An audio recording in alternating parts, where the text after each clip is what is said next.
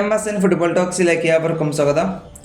ടോട്ടനാമിൽ കളിക്കുന്ന Brazilian striker ആയിട്ടുള്ള റിച്ചാർലിസണിനു വേണ്ടി ഇപ്പോൾ അമേരിക്കൻ ക്ലബ്ബ് ആയിട്ടുള്ള ഒർലാൻഡോ സിറ്റി ഇപ്പോൾ ശ്രമിക്കുന്നു.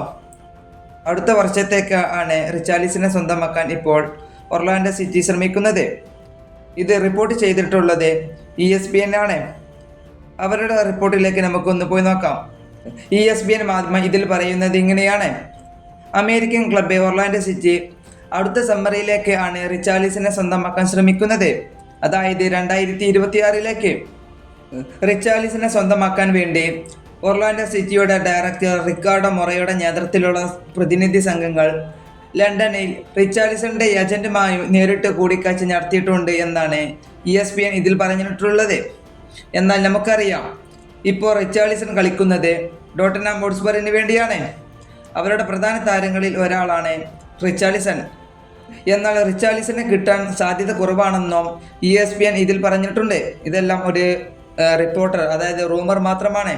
ഒരു പക്ഷേ അടുത്ത സീസണിൽ റിച്ചാർലിസൺ MLS ക്ലബ്ബായിട്ടുള്ള ഒർലാൻഡോ സിറ്റിക്ക് വേണ്ടി കളിക്കും. അത് ടോട്ടൻഹാം ഹോട്ട്സ്പർ കൊടുത്താൽ മാത്രമേ. ഈ വീഡിയോ ഇവിടെ അവസാനിപ്പിക്കുന്നു. ഫുട്ബോൾ ലോകത്തെ കൂടുതൽ വിശേഷങ്ങളുമായി അടുത്ത വീഡിയോയിൽ വീണ്ടും കാണാം.